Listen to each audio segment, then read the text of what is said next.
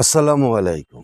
স্থানীয় সরকার নির্বাচন, বিএনপির অগ্নি পরীক্ষা, জামাতের ইসলামের উত্থান এবং আওয়ামী লীগের প্রত্যাবর্তন, এ নিয়ে আজকের আলোচনা। হ্যাঁ, আলোচনাটা একটু অগ্রিম হলেও খুব সহসাই স্থানীয় সরকার নির্বাচন, যেমন মেয়র নির্বাচন, উপজেলা নির্বাচন, স্থানীয় ইউনিয়ন পরিষদ নির্বাচন, মেম্বার নির্বাচন সরকারকে দিতে হবে এই রাষ্ট্র পরিচালনার স্বার্থেই। সেই ক্ষেত্রে বিএনপির জন্য কঠিন বাস্তবতা হচ্ছে বিভিন্ন আন্তর্জাতিক প্রভাবশালী রাষ্ট্রগুলির চাপকে মিনিমাইজ করে অর্থনৈতিক বিপর্যয় থেকে দেশকে চাপমুক্ত করে তারপরে দলীয় যে সকল ব্যবসায়িক সংগঠন আছে, অঙ্গ সংগঠন, অর্থাৎ আপনি দেখবেন বিএনপির মধ্যে মৎস্যজীবী সংগঠন, যেখানে মৎস্যজীবী নাই, যেখানে দেখবেন শ্রমিক দল, সেখানে শ্রমিক নাই, যেখানে দেখবেন স্বেচ্ছাসেবক দল, সেখানে স্বেচ্ছাসেবী নাই, যেখানে দেখবেন কৃষক দল, সেখানে কৃষক নাই, যেখানে দেখবেন তাঁতি দল, সেখানে তাঁতি নাই।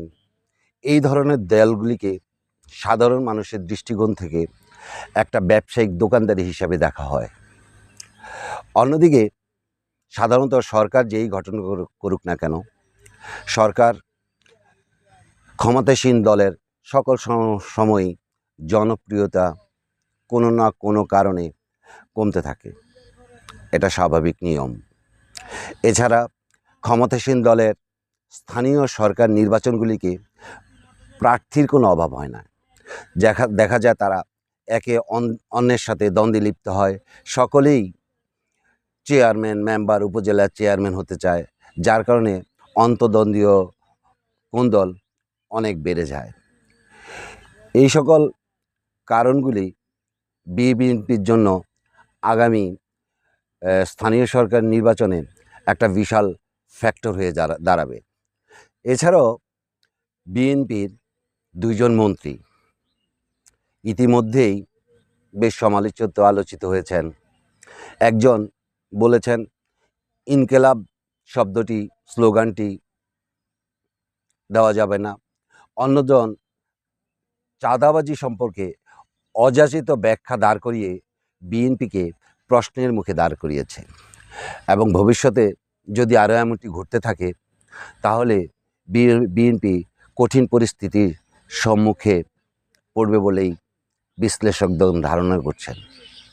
অপরদিকে যদি দেখেন, জামাতে ইসলামী ইতিমধ্যেই প্রমাণ করেছে এককভাবে প্রায় 32% ভোট এবং এনসিপি জোটগতভাবে এনসিপি পেয়েছে প্রায় 3.5% ভোট এবং অন্য দল মিলে প্রায় 40% ভোট।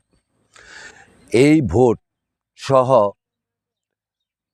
জামাতে ইসলামের আগে প্রার্থীরা তেমন পরিচিত ছিল না গ্রামে গঞ্জে, কিন্তু এই জাতীয় নির্বাচনের কারণে জামাতের ইসলামের প্রার্থীরা ইতিমধ্যেই গ্রামে গঞ্জে তৃণমূল পর্যায়ে পরিচিতি লাভ করেছে। এছাড়া তারা এখনও সমাজ সেবামূলক কাজ করে যাচ্ছে।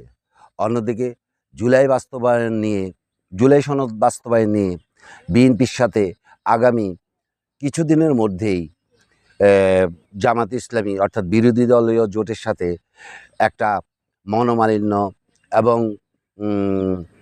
আমি আশা করতেছি এমন হতে পারে যে ছোটোখাটো আন্দোলনও তৈরি হতে পারে। বিএনপির জন্য আরেকটা বড় প্রশ্ন যে এবার প্রায় 15% আওয়ামী লীগ সমর্থক জাতীয় নির্বাচনে ভোট দিয়েছে। সেই ক্ষেত্রে যদি এমন হয় যে এবার স্থানীয় সরকার নির্বাচনে যদি আওয়ামী লীগের ক্লিন ইমেজের লোকগুলি নির্বাচনে চলে আসে, তাহলে বিএনপি আর আওয়ামী লীগের সেই ভোটগুলি পাচ্ছে না। এতে করে বিএনপির সামনে আমি দেখতেছি আগামী সংসদ নির্বাচনে যে বিশাল চ্যালেঞ্জ হিসাবে আসতেছে।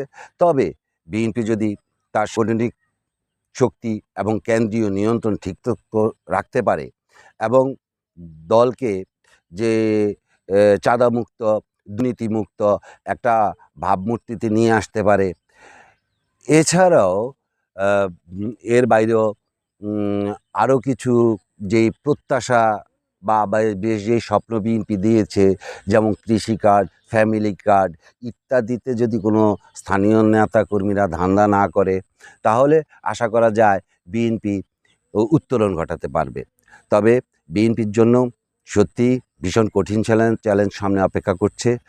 আমরা দেখি ভবিষ্যতে কী ঘটবে। আজকের জন্য আল্লাহ হাফেজ।